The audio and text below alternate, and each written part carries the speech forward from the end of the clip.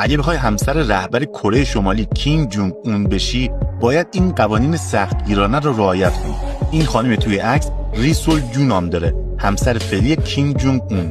قبل از ازدواجش این اسم رو نداشت، اما بعد از اینکه با کیم جونگ اون ازدواج کرد مجبور شد اسمش رو عوض کنه تا دیگه هیچ ارتباطی با گذشته و خانواده‌اش نداشته باشه. تمام اطلاعات مربوط به گذشته‌اش از جمله تاریخ تولد و اسم واقعیش کاملا مخفی نگه داشته میشه. ری سول جو قبل از ازدواج خواننده یک گروه موسیقی بود، اما بعد از اینکه با کیم جونگ اون ازدواج کرد همه اعضای اون گروه توسط رهبر کره شمالی اعدام شدن. خیلی‌ها میگن اون این کارو کرده تا هیچ کس از گذشته همسرش باخبر نشه. اون اجازه نداره مدل موهاش رو خودش انتخاب کنه یا لباس دلخواهش رو بپوشه. وقتی تازه با کیم جونگ اون ازدواج کرده بود، به خاطر سبک لباس پوشیدن غربیش حسابی توی کره شمالی سر صدا به پا کرده بود. اما به مرور زمان اون سبک آزاد ازش گرفته شد و حالا فقط باید لباسای تعیین شده رو بپوشه. حتی اجازه نداره تنها تو مکانهای عمومی دیده بشه.